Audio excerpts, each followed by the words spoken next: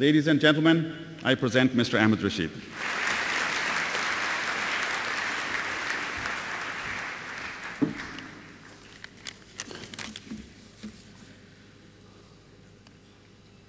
Well, thank you very much. It's a very great honor to be here. I never expected this, to tell you the truth.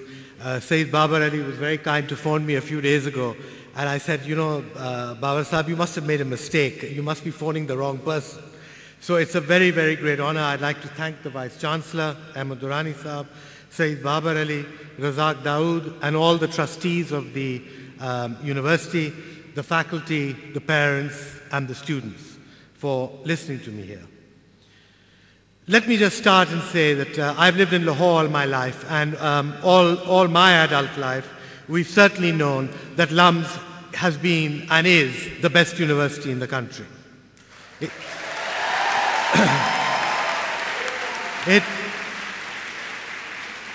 It has the best faculty, it has the best combination of courses, it has the best opportunity for extracurricular activities, and it has the most socially and politically active program by the students of any other university in the country. Something to be extra proud of. So let me first of all say that you are highly privileged to have been here and to have graduated from here. And at this point, I think we should also remember that more than 50% of our countrymen, our young people, are illiterate. And as you pass through the halls of this esteemed university, I think we should also remember the fact that in 60 years we have not been able yet to educate our own population.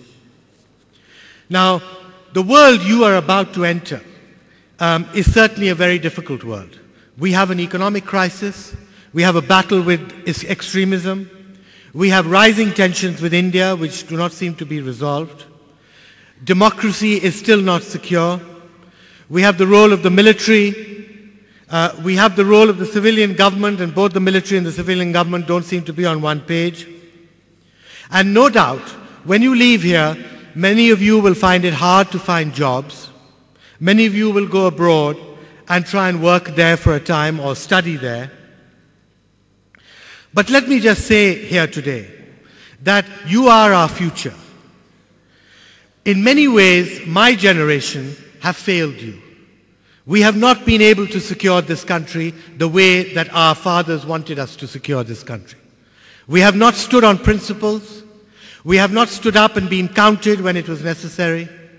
We have not been able to stand up for democracy and human rights and the values that our religion and our culture teaches us.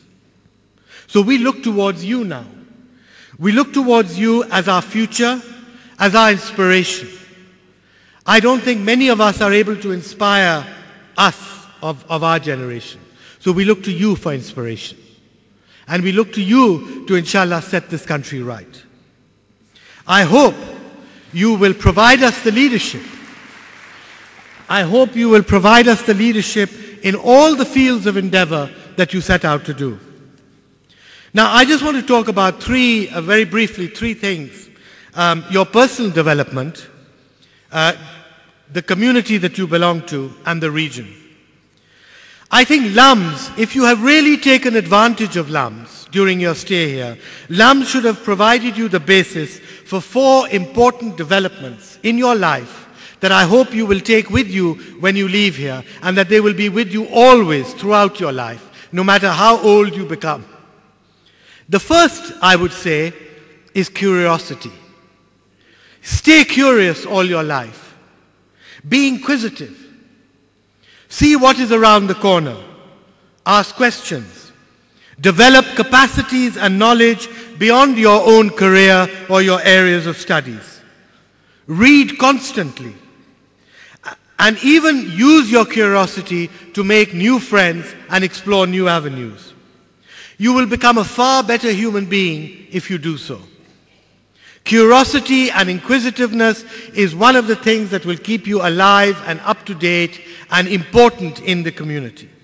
You will be a much greater gift to your family, your community, and mankind if you allow your mind to develop. And I'm sure that this faculty has taught you how to be curious. The second thing is imagination. Without you knowing it, unless you had imagination, you would have not made it here.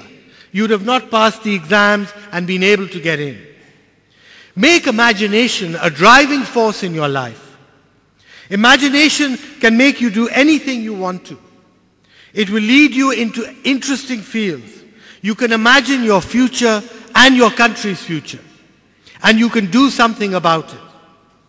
So imagination in this era drives everything from politics to science to welfare for the people.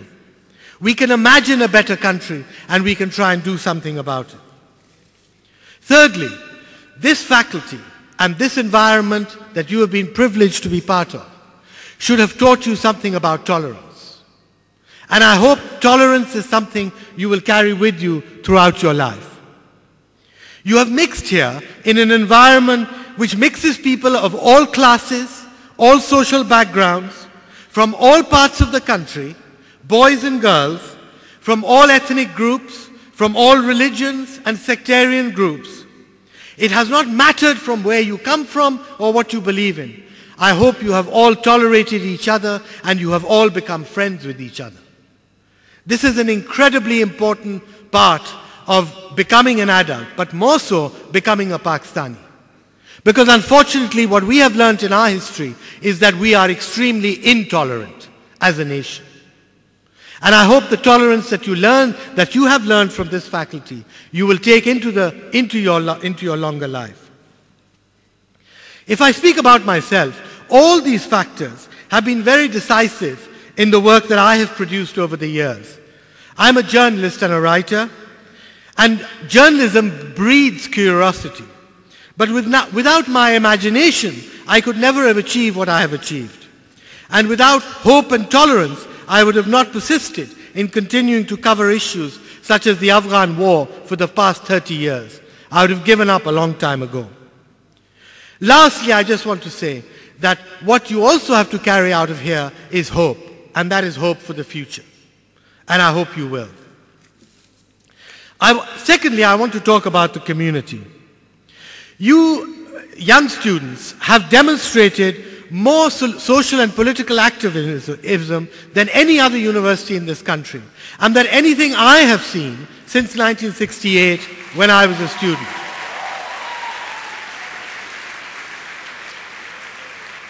And I think we should all be very proud of you for what you have done. For the people of Kashmir after the earthquake, for the lawyers, for the demands for democracy, for standing up against terrorism. I think we should all be very proud. And the parents, I would ask especially, you should be proud of what your children have done. And I hope they take this social activism into their adult lives. So, why are you doing this? Well, the reason is that we share this world, we share this country, and the communities we live in. We are nobody without a community. Whether it's the family, or it's the college, or it's the company that you will work for, or it's the political party you may join, or it's the country that you live in. We have to belong to a community.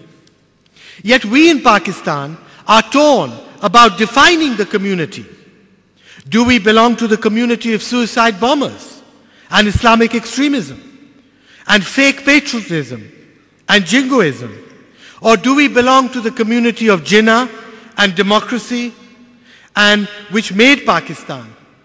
Or do we belong to the community of the values that our great religion has taught us, and that we have learnt on our mother's knee since you were small? Tolerance, the love for mankind, a value system, respect for other people. So we are still not clear about which community we belong to. And I hope you young people, when you graduate from here, you will help us, lead us in making us clearer about exactly which community we belong to. The community of democracy and hope and development and education and taking our country forward. LUMS has taught you to belong to a community and made you responsible in sharing all the ups and downs of that community. I hope you will carry that into your life. Lastly, I want to just briefly talk about the region we live in. We are neighbors with India, with Iran, with Afghanistan. We share common languages, a common culture, which predates the Mughal era. We share common values.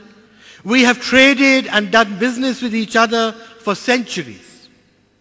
We have to live in this neighborhood and help define it.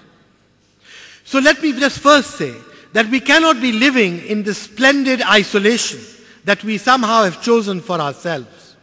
We cannot be living in a neighborhood in which everybody hates us, everybody mistrusts us, nobody respects us, and we seem intolerant to all our neighbors, except ourselves. We blame our neighbors for everything. We never look inwards to ourselves and blame ourselves for what we may be doing. Madeleine Albright, the former American Secretary of State, a few weeks ago described Pakistan as an international migraine, an international headache for everyone. That is a really sad reflection on our military and political leadership. It's a very sad reflection on the citizenry of this country, which has not been able to get out of that description. So I would first appeal to you that if we are to be good members of the community, let's also be good neighbors.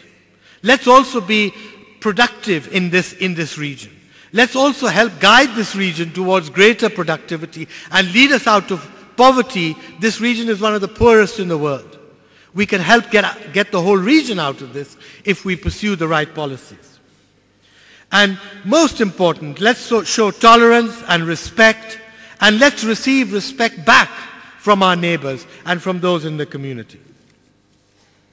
Let me now just end by saying to all of you young people, in a few minutes you will be stepping out of this room and into the sunlight of a new life, a new career or further studies.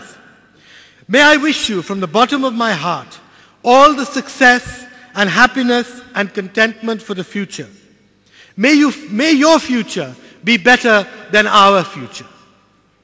May you do things for yourself, your community and your country that we have failed to do. May I congratulate you for the success in what you have achieved today and your degrees. They are all well deserved. Well done and good luck. Thank you.